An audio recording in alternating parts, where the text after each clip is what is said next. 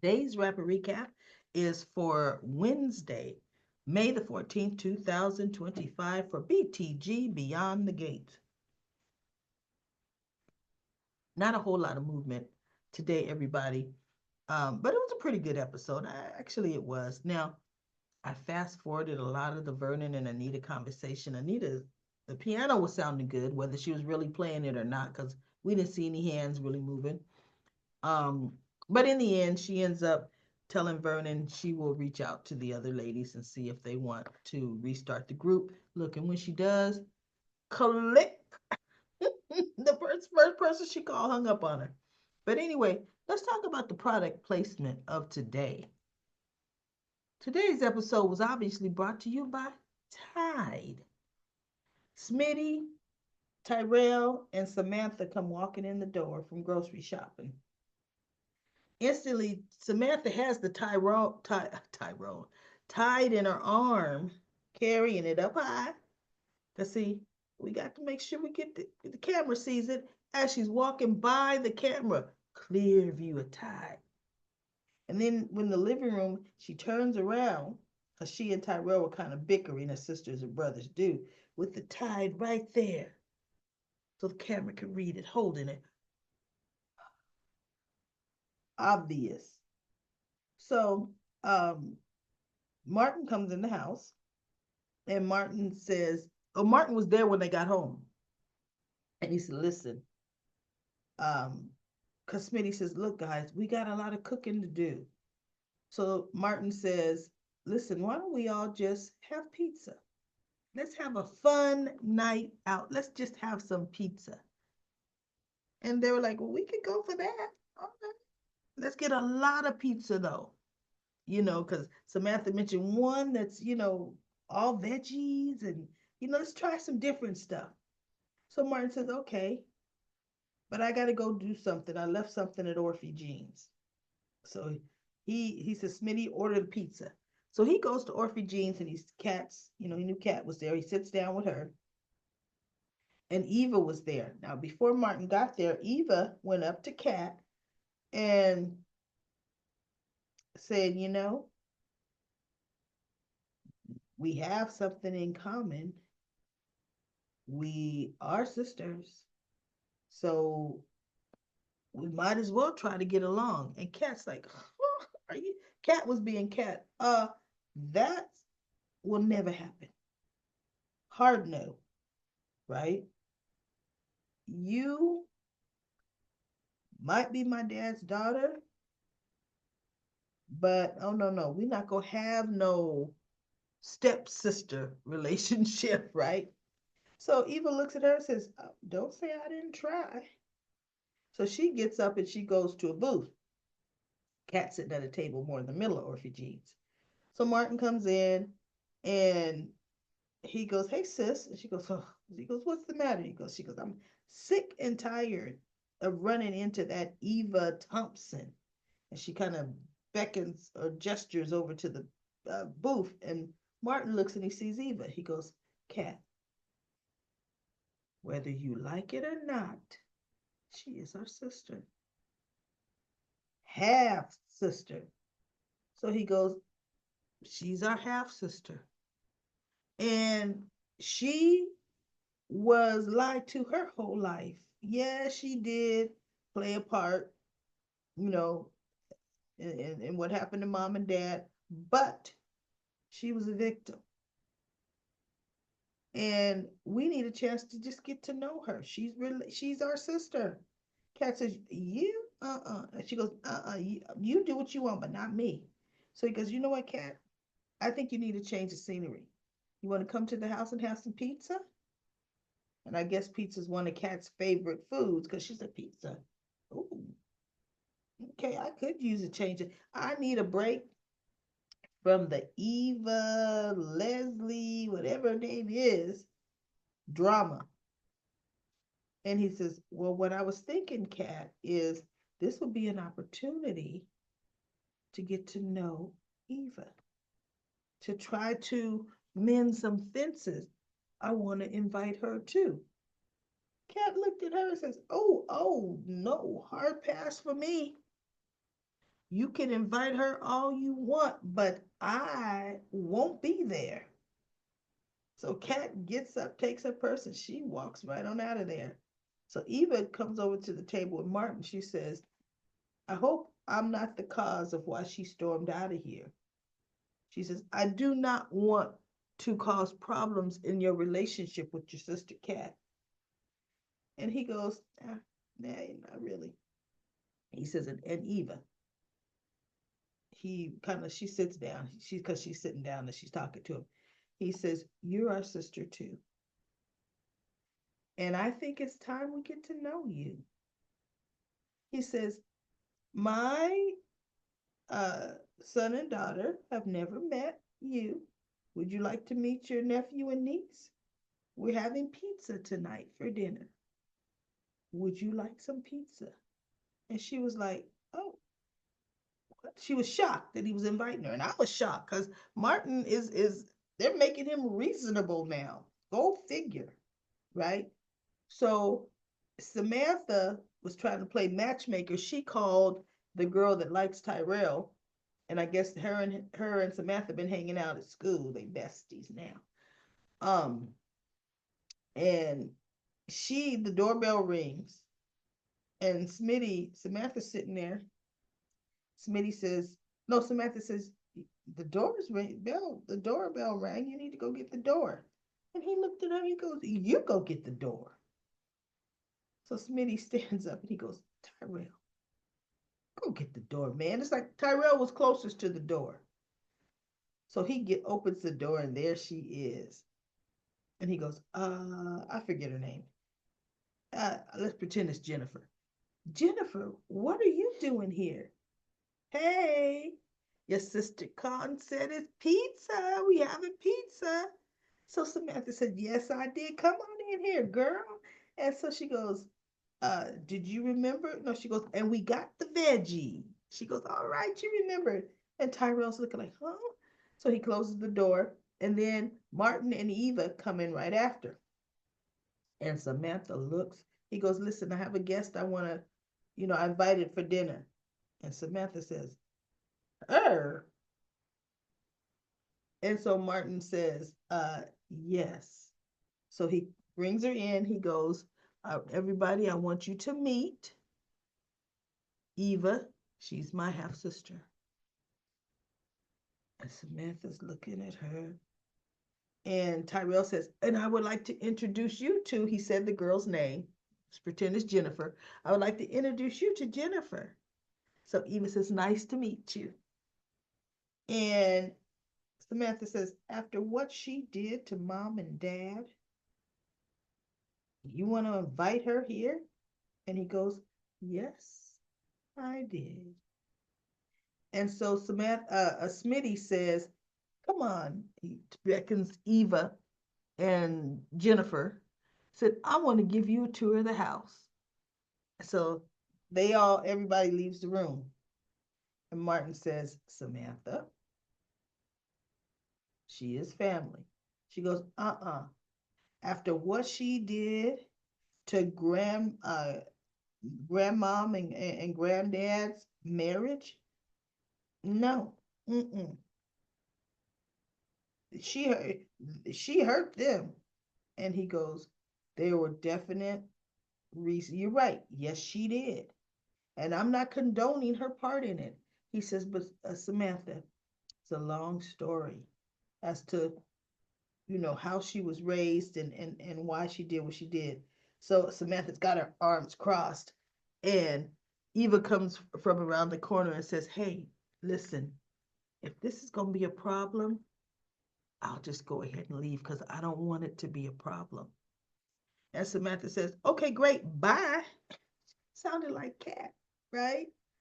So she goes to walk towards the door, and Martin says, no, no, no, she's not leaving.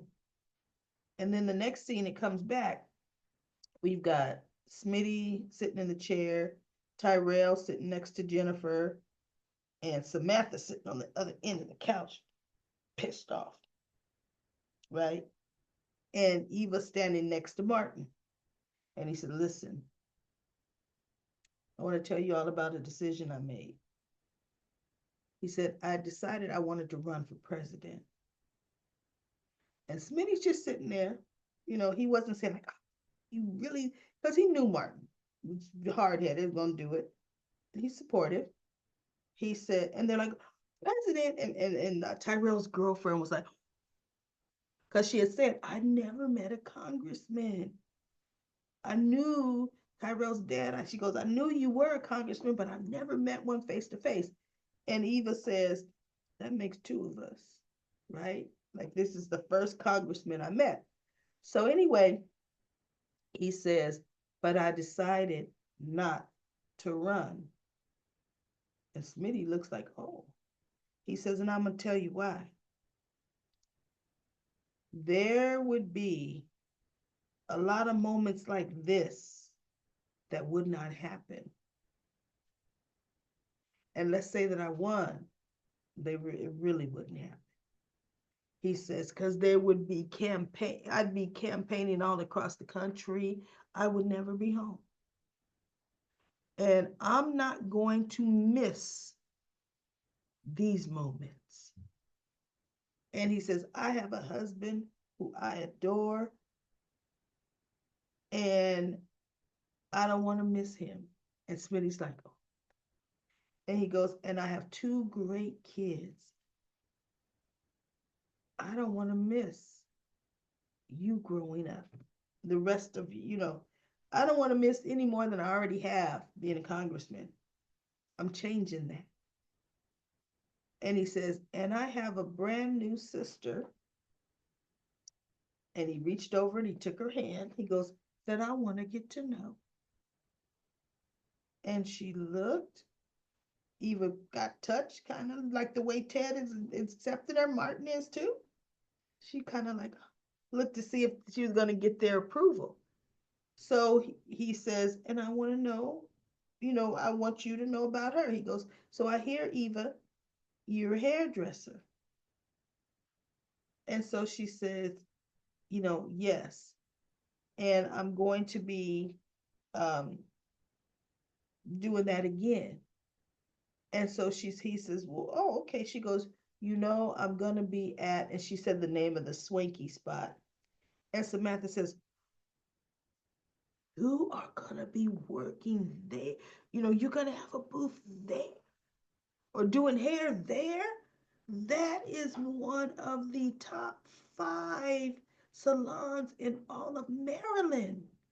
Whoa. And she says, yeah. And so Smitty says, look, Samantha loves getting her hair done. Matter of fact, she wishes she could go to that shop, right?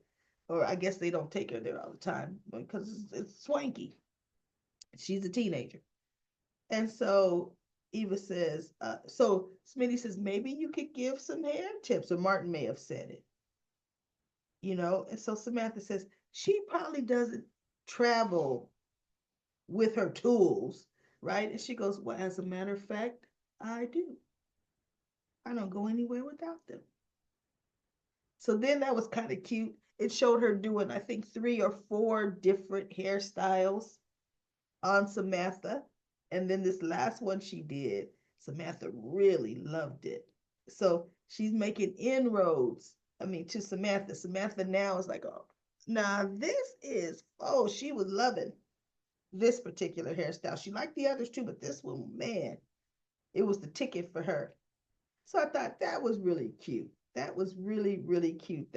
That's how she won. And this is the first time we really see an Eva doing hair. And so we'll see where that goes. Because wouldn't it just be interesting? Danny is opening up a modeling agency. They're going to be doing fashion shows. Now, we all know the Duprees ain't even going to stay mad at Ava. Give them 4 months. They will definitely be tolerating her, and 6 months liking her, like she's a member of the family, right? Wouldn't it be interesting if she becomes the stylist for Danny's and her friends' modeling agencies for when they're doing shows and runways? That would be really good publicity for Eva.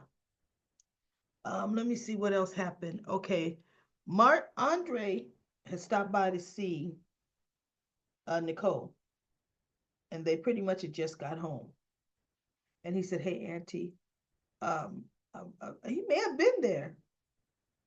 Andre may have been there when she got there."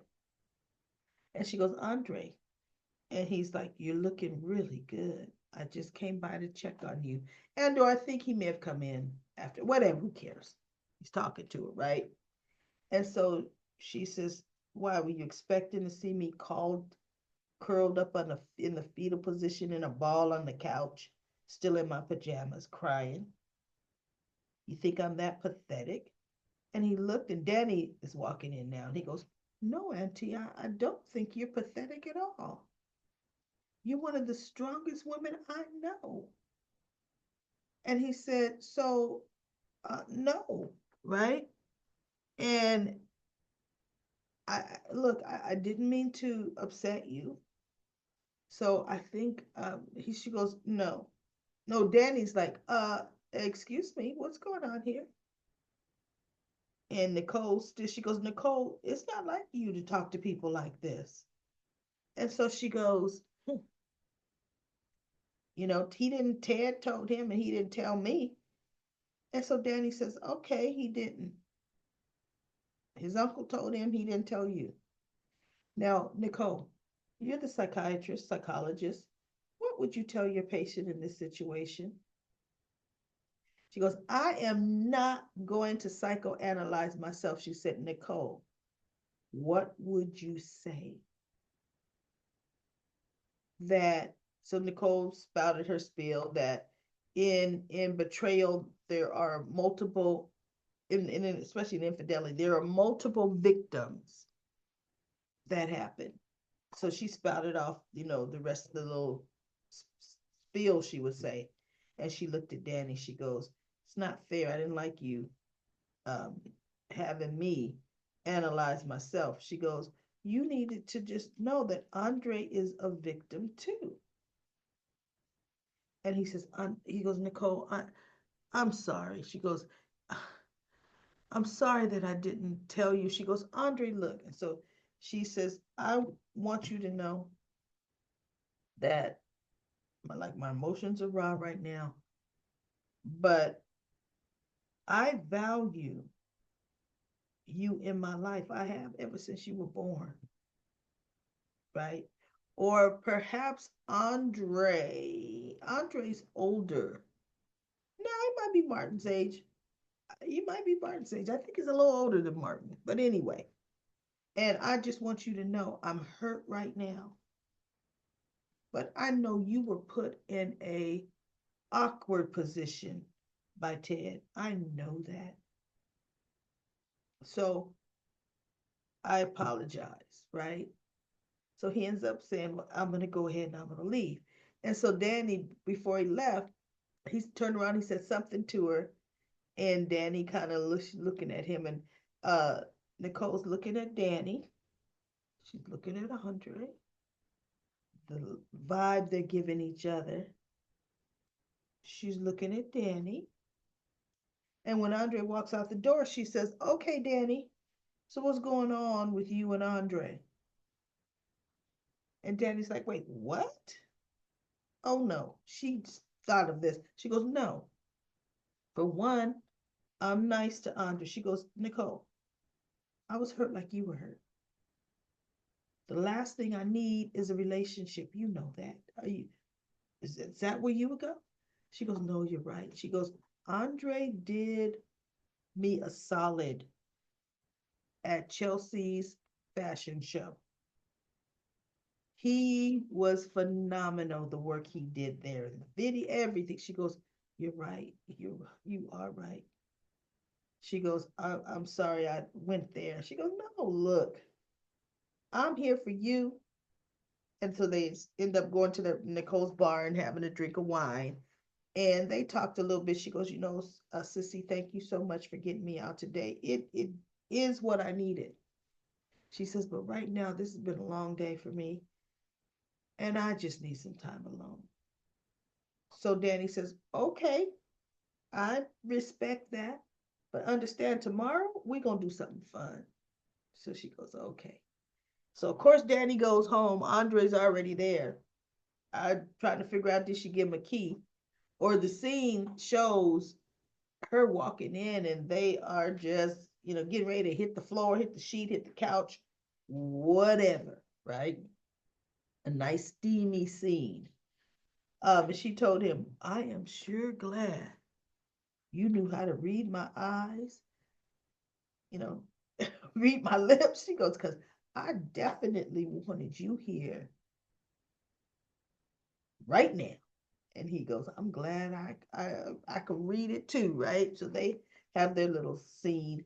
And she was just saying how Nicole had asked her what was going on with the two of them. And he goes, and what did you tell her? She goes, told her something about, you know, she didn't tell him exactly what she said, minimizing him, but she also made sure they got off that subject really, really quick, right?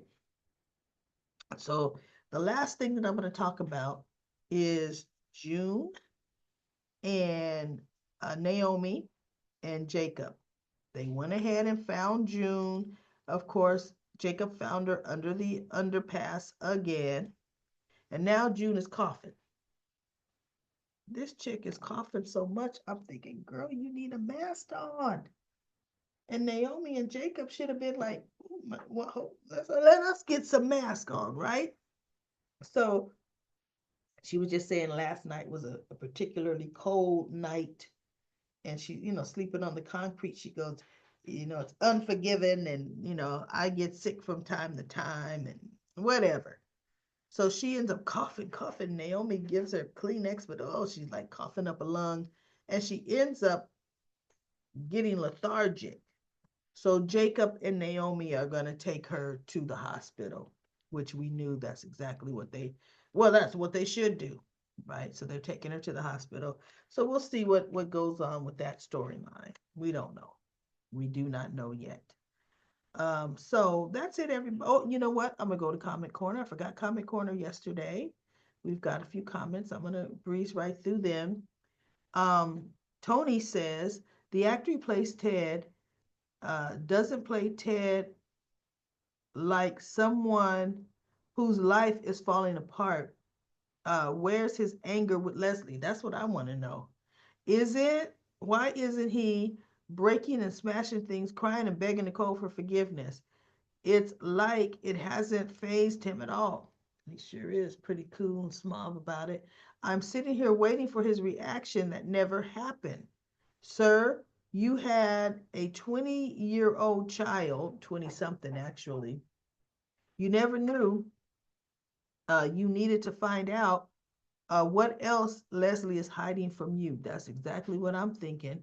And Tony says, uh, I'm convinced that Ava is not Leslie's child. The way she spoke to her cold-heartedly, distant and twisted. I know I'm beginning to believe that too.